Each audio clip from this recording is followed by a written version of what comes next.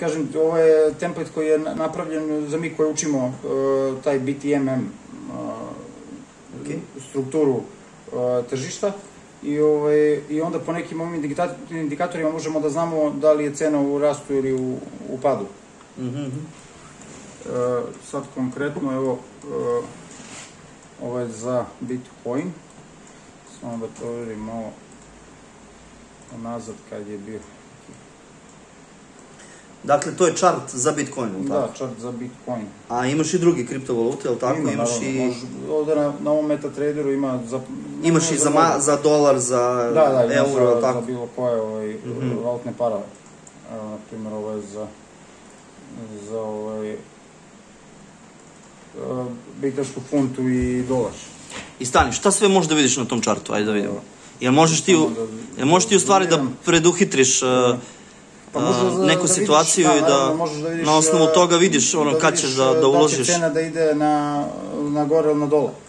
A stani, zašto mene, na primjer, šta je to što ja ne znam? U mom nekom slučaju, kad krene cena gore, ja, na primjer, jel tako, prodam i ona naglo krene na dole. Šta sam ja tu pogrešio? Sad ću samo sekundu. Ili krene na dole, ja kupim. A ona, pa zato što ne znaš gde je stiglo ciklus. Svaki ciklus ima 3 nivoa. Znači, kreće prvo cena da raste u 3 nivoa. Onda jedno vreme, nivo konsolidacije, to ti je kada cena čopuje, kad je cena, kad ide ovako ravno, kao sad ovo što ide. I onda naglo pređe u sledeći nivo.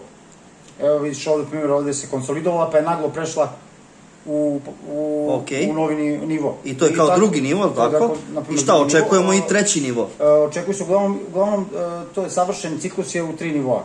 Znači, savršen ciklus je 3 nivoa i onda preokret. Onda ide 3 nivoa, na primjer, ako je išao 3 nivoa na gore, onda 3 nivoa na dole. Je li to u većini slučajeva tako? Znači, može da se računa na to? Da, u početku nije lako da se prepoznaju ti nivoji dok ne navikneš oči na to. Dakle, berza je takva da ti u stvari non stop moraš da gledaš i da pratiš gde si na tom nivou.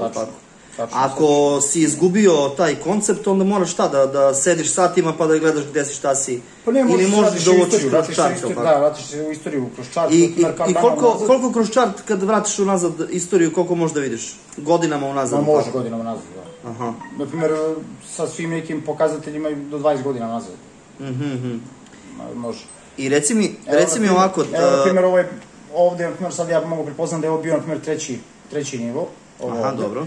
I tu je došlo do vrha neke cene. Dobro. I onda očekujemo pad. Dobro. I tad u tom slučaju treba prodavati pa čekati pad da se kupi, je li tako? Ovo je za tradovanje. Kod tradovanja nema kupovine pa preprodaje, nego to u trenutku odmah ideš na prodaju. To funkcioniše tako što kao da si se kladio. Kladim sada će cena da padne. I sad, na primjer, evo ušao si ovdje da prodaješ, znači odmah ideš na sell, ti u stvari to nemaš, nego kao da uložeš na to da će cena padati. Dobro. I onda kad si u dobitku, do nekog određenog, dok si zamislio, dok si napravio sebi cilj, onda tu stopiraš, tu izlaziš iz trgovine i uzimaš tu zaradu. Dobro, dakle mi mali se kladimo, je li tako, a veliki određuju pravila igre, oni tačno znaju da li će ići gore ili dole i zarađuju na nama koji imamo tu emociju straha, je li tako, paničnog straha i pohlepe. 102 emocije na kojima oni manipulišu. Znači veliki manipulišu sa nama, ljudi. Tačno, da. Uglavnom, kada cena čopuje, kad je cena u ravnoj nekoj liniji, kad ide samo seckano gore-dole, tad nema njihovih manipulacija. Znači, tad se pokazuje da ti market makeri, da nemaju akciju nikakvu. Znači, nisu prisutni na tržištu. Tad skupljaju uloge ljudi. Znači, čekaju da se nakupi dovoljno uloga, da bi onda oni naglim potezom pobegli iz te pozicije i da bi oni zaradili. Znači, svaki nagli potez na čartu, kad vidiš da je naglo cena otišla u neku stranu, to je, znači, tad je ta manipulacija nastupila. Dakle, veliki opet manipulišu, to je sve igra velikih, ili tako? Gledao sam nešto, Elon Musk, on objavi Twitter i u tom tweetu napiše, na primjer... To su oni samo, to je vesti su samo maska za ono što, za njihove poteze koji su oni već planirali da urade. Znači, i onda samo oni opravdavaju te poteze, te lažne poteze opravdavaju tim nekim, tim vestima. Znači, vesti su u suštini samo, eto, maska za ono što oni rade, za njihove manipulacije. Da, jasno. Da bi ispalo, kao da bi mi mislili da je to, eto, jednostavno, da to nije planirano, u stvari sve je planirano i godinama unapred. Da, sve je to planirano i sve se to radi u ciklusima. I onda samo zamaskiraju te poteze vestima. Evo vidim da te neke nivoje koje sam teo da ti pokažem, evo vidiš, ovo je taj gornji nivo, znači taj bio pre treći, i onda je krenuo, spustio se u prvi nivo, ovde, i onda je otišao u drugi na dole, i ovoga treći, i onda kreće na gore cena, evo prvi, i onda ide na gore, drugi, i evo ga treći, može da ide on i posle trećeg, četvrti, ali evo opet treći, vratio se dole, evo, je krenuo dole. Znači, nisu naravno, nisu sjajni i bajni ti nivoji sad neko ko se nije bavio time da ih tek tako lako... Reci mi ovako, pošto ja pratim čart na Cexiju, tako? Da. Koji je ovo program? Ovo je MetaTrader. MetaTrader? Da, to je za tradovanje. Jel ti, dakle, moraš da platiš ovaj program, on ne može... Ne moraš. Ne može svako da ga... Ne možeš ga platiš. Može. Znači ima neka basic verzija ili šta, neki demo verzija, tako? Ima i demo nalozi i sve, a ove indikatori da ovako izgleda kako izgleda, to smo mi sami ubacivali. Mislim, to nije teško ni to instalirati, samo što to nema u široj uopšte javnosti. Primjeni, Znači taj neki indikator koji bi ti bukvalno... Pa ima ih dosta, da, ovo je dole... Te indikatore mora kupiš, ali tako? Pa u suštini dobijaš ovamo gde smo mi uplatili to neko školovanje, ali imam ih ja ovako, znači ja mogu da... Uz tu edukaciju oni ti, na primjer, daju nešto. Ja mogu to bilo kome da instaliram sad. Sve jasno. I onda ima tu dosta dobrih pokazatelja. Pa stani, reci mi, da li je ovo neki posao u budućnosti za te mlade ljude ili... Da li uopšte treba mlad čovjek da se bavi ovako nečim? Pa, po meni, da, odličan posao. Znači, tradovanje je odličan posao. Samo, da, ali ako imaš pravo znanje. A džabe ti tradovanje ako učiš pogrešno. Stani, ako pričamo o manipulaciji ljudima, tako, da li možemo ovo da nazovemo znanjem? Ili je ovo ipak neka kocka? Može, ako imaš znanje, onda nema kockanja tu. Onda je to pravi posao. Šta je znanje u ovome? Pa znanje kako funkcioniše tržište, kako funkcionišu ti market makeri koji kontrolišu, znači veliki igrači koji kontrolišu tržište. Da se to može predvideti? Pa može se naučiti koji su njihovi potezi i onda priključiti se tim potezima, iskoristiti te njihove poteze kad prave manipulaciju i šta tu treba gledati? Bukvalno i njihove, čitati njihove manipulacije kroz razne te medije kroz koje objavljuju, je li tako? Tačno. Baš to. I ti moraš da prozreš o to. Znači, nije to baš nešto što bi ti morao da znaš, nije baš toliko naivno, ali tako, to mora da... Ako nemaš znanje, znači to je velika materija u pitanju, tako? To je onda, ako nemaš znanje, klasična kocka, onda bolje da odeš u kockarnicu i na ruleti imaš više šanse nego na berzi. Dobro, hvala na ovoj edukaciji. Hvala na edukaciji. A svim drugima bih preporučio da se ne igraju sa ovim, jer ja sam ipak izgubio par hiljada eura. Ipak sam se kockao, shvatio sam da te dve emocije kod mene vladaju kao kod većine ljudi. Dakle, kada je išlo na gore, ja sam kupovao misleći da će još da poraste, pa sam tu gubio, a onda sam prodavao u tom paničnom napadu straha, a ono je išlo na dole i tako dalje. Tu sam dosta para izgubio, zaista. I evo, sad čovjek mi je objasnio da ipak postoji neko znanje koje mora da se iskoristi u ovoj jednoj oblasti. Znači, berza je prava kocka, ako nemate znanja, bolje nemojte da ulazite u ovo. Inače, koliko košta jedna edukacija, na primjer, kad bi... Ovo, gde sam na ovom kursu što sam ja u Tugarom krenuo, puna cena je $4.000, imala je neka varijanta, neke promocije gde smo mi za $1.000 smo upisali to. Vas dvojica ili po... Ne, to je po osobi, da. Dobro. Ali smatram da je to u suštini nikakva para s obzirom na kakvo znanje se stiče. Mislim, možeš vrlo brzo da ga pretočiš, ali tako? Tačno, mislim, vrlo brzo, treba ti pola godina, prilike da kažeš, da bi mogao da, to, znači, se ono... To je isto kao neko što završi IT akademiju, pa to svoje znanje potrebi... Da, tačno. U nekoj toj oblasti je... Tačno, ali ovo je baš ozbiljno znanje za ozbiljan posao. Kome možeš da zaradiš posle koliko ti treba, bukvalno. Stani, ako si samostalni trader, šta je, možeš ti tu na berzi da kupuješ neke druge valute? Da, naravno. Znači, nije samo kriptovaluta u pitanju, tu ima svašta. Aj, nađi mi Ethereum, baš da vidim šta se dešava sa njim i koji su tu. Aj, predvidi mi, na primjer, za Ethereum sada. Čekaj, da vidim sam da odgledam u dubočno. Evo, predvidi mi sada za Ethereum, u kojoj je on nekoj toj fazi, da li će da ide gore ili dole. Samo da vidim gde je.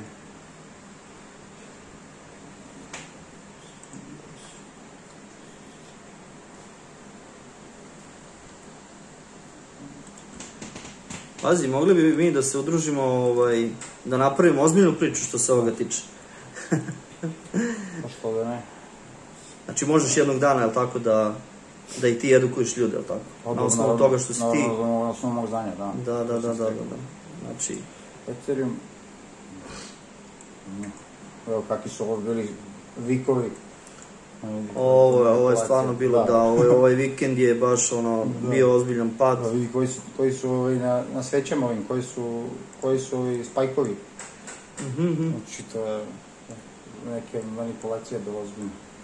Neka manipulacija tržište, kaže da Kinezi dosta manipulišu tržištem. Ruše cene i na kraju koriste taj deo da bi došli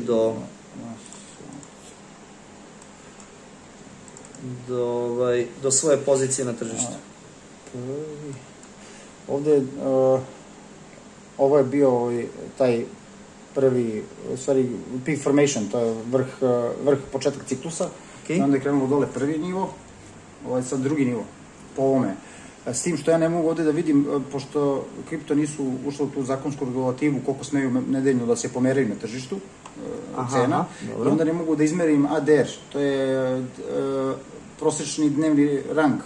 Treba nam 3x3 ide za ciklus, da se vidi, da izmerimo da li smo ispunili taj ADR za ciklus, gde treba da se farmira novi ciklus. Po ovome sad što ja vidim, mi smo u drugom levelu i treba bi da pada još do trećeg dole. Dakle, kripto nema regulativu kod nas? Ne kod nas, nema na svetu. Iako znaš da je kod nas krenuo da se naplaćuje porez za... Ne, nema veze sa porezom, nego što se tiče berze, kretanje cene. Aha, jasno. Te oscilacije, ili tako? Da. Na primjer, što se tiče valutnih parova, oni imaju, MMF ih je ograničio, na primjer, nedeljno ne sme više od 600 pipova da ide cena gore ili dole. Znači, MMF, naš prijatelj koji organizuje gej parade i isplaćuje penzije ljudima, tako? On sve u suštini... Oni kontroliše. I onda će ubaciti kripto pod njihovu regulativu, da ne bi smelo više da oscilira cena u kriptu, kao što je do sad osciliralo. Nego će biti, znači, to neznatno, mislim, kao kod valutnih parova. Znači, kao razlika između eura i dolara i funte i dolara i... Dakle, znači imat će koliko sme nedeljno da se pomera cena. I reci mi još ovo, što se tiče rigova i tih mašina koje rade u pozadini, jesi više za tu varijantu da se uloži novac u tu infrastrukturu ili da se traduje? Ja sam više za tradovanje. Kad imaš znanje, to rigovi, to je više kao investicija neka, može ti bude sa strane, ali za posao gde svakodnevno možeš zarađuješ, to je tradovanje. Da. Dakle, ovo ti je kao neka ozbiljna menjačnica u kojoj ti praktično kupiš jeftinije, prodaš skuplje i gledaš te neke svoje pozicije na tržištu. A možeš i da izgubiš, ili tako? Naravno. Da. Ali kad stekneš znanje, mi sa primjer sad idemo u istoriju... Onda je tu minimalna neka... To da nam prolaznost bude od oko 80%. Po tradu, znači ako 10 tradova... Dakle, ipak je rizik 20% što je onako u tom svetu... Da, što je ništa u suštini. Pošto zarada ide, na primjer, bar puta 2 u odnosu na ulog. Puta 2. Znači, a kod kriptovaluta ide i puta... Ma dobro, naravno, zavisi od koliko ne, nego koliko ti odrediš sebi, ali opet ja kažem... Znači, ako nisi alav, može da se zaradi danas uzmeš dnevnicu, ili tako? I koliko će to da traje po tvojoj nekoj viziji Je li to neka budućnost ili... Za tradovanje tu nema, koliko to će da traje uvijek. Znači, od kada je sveta i veka postavljaju se te neke akcije, ali tako, koje su se kupovale, prodavale i ta neka berza to uvijek će to postojati. Ako da propadnu valute, bit će kripto, bit će nešto... Biće nafta. Biće zlato. Što sada ukidaju naftu, je li to ima neke veze? Ali uvijek ima nešto se traduje. Dobro, ljudi... Eto vidim ovdje za ovo i mislim da će još cena da ide dole, još jedan level, a tek onda da... Još jedan, znači da prodajem sve što imam, bit će Pa dobro, to ne znamo koliko će da ode cena, to ne mora da bude da će mnogo da se osjeti, ali na grafikonu... Na grafikonu, znači još će da ide jedno, mi smo sad u nekoj drugoj, ili tako? Da, drugoj fazi. I onda će da ide posle te faze, će da ide gore. A reci mi, koji je to vremenski period između dve faze? Pa, na primjer... Trebalo bi, od 3 do 5 dana bi trebalo da traje jedna faza, ali od 3 do 5 dana pomeranja, mislim, cene. Kada je cena ovako u jednom nivou, to se ne računa, ti dani, znači to je konsolidacija, znači, nego se računa ovo kad pada. Znači, ciklus je, cena pada ili raste od 3 do 5 dana. Znači, evo, ovdje je padala 1 dan, pa ovdje je padala još 2 dana, pa, znači, treba još... Znači, kako kad se pogleda višednevni čart, ja vidim da je ta cena samo išla na gore, dakle, evo, ja sam u 2018. u toj nekoj priči kriptovaluta, cena je samo rasla, znači... A dobro, mora i da pada. Taj pad, tako je, ali taj pad je u nekom tom nivou koji nije prelazio nivo koji je bio ispod tada, pre 2 godine, na primjer. Evo kako izgleda. Aha, znači, ipak je uzlazna putanja, ali tako? Da. To je neki čart od koliko? Ovo je godišnji. Daily, znači jedna sveća, jedan dan predstavlja. Aha, okej. To je jednodnevni čart i gde smo bili u najvećem, gde je taj, ovo je konkretno Ethereum, tako? Da, ovo je, znači sad, pre par meseci. Pre par meseci je bio koliko, jedno, $4.000, tako? Da, 4.300... $350.